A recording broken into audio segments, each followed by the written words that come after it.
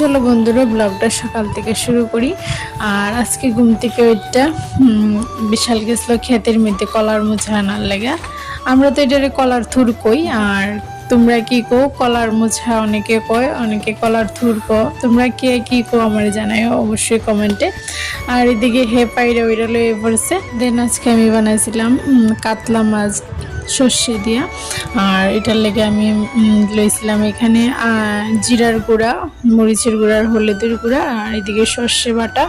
আর এটার মধ্যে লইছিলাম কাঁচামরিচ বাটা আর আদা রসুন বাটা লইছিলাম। আর এদিকে আমি তেলের মধ্যে সব কিছু দিয়ে লাইলাম, সব মশলাপাতি দিয়ে ভালো করে এটারে কষায় নিতে লাগবো।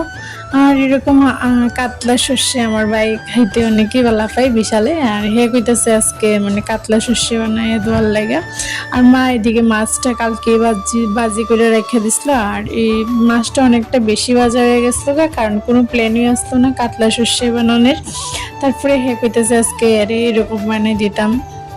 আর তোমরা যদি বানাও তাহলে মাছটা একটু হালকা কইরা ভাজবা, যাতে মাছের গন্ধটা মানে যায় গিয়া, এত বাঁচতে লাগে না। আর লাস্টে দিয়ে আমি কাঁচামরিচ দুইটা চিরা দিয়ে নামাই এলেছিলাম। আর এটা খাইতে অনেকটাই টেস্টি হয়েছিল, হেয়ার তো ফেভারিট সর্ষে রেসিপি। দেন মেজদি আর বিশালিটিরে ভালো কইরা মানে পরিষ্কার কইরা লাইছিল।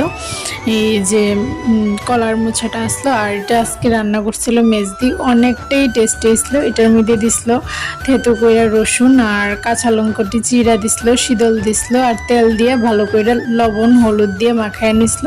বেশ, রান্না তো এখানেই শেষ। এটারে তারপরে মাত্র চুলার মধ্যে দিয়ে সেরা মানে এটারে ভালো করে সিদ্ধ কইরা এটারে ম্যাশ কইরা ভালো কইরা নামাই নিতে লাগবো। বেশ, আর দেখো আমার হাতে কি গ্যাস, তোমরা তো জানো এটা কি।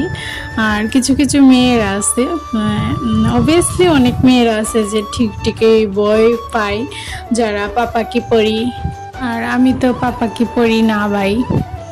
আমি যদি নেকামিটা করি যে মানে একটা আরশোলা দেখছি আর দূর মেরে গেছি গা, উল্টা আমার ফিডা গাইতে লাগবো। এর থেকে ভালো ভাই এই নেকা টেকা করার কোনো দরকার নেই। আর রান্নাঘরের কাজ কমপ্লিট কইরা তারপরে আমি গেছিলাম পুকুরে। আর আজকে দেখো ওয়েদারটা কত ভালো লাগতেছে পুকুরে। তারপরে আমি বাসন টাসন ধুইলাম, দেন ফুল দিবাই তারা যাইতেছে। আর এদিকে দেখো প্রত্যেকে মানে ফরতে মানে ভগবান বাঁচাইছে। আর তারপরে তারা গেল গিয়া। আর এই মোমেন্টটা হেজে পড়তেছে এটা আমি ক্যাপচার মানে আমি ভিডিও করছিলাম, ক্যাপচার হয়ে গেছে গা।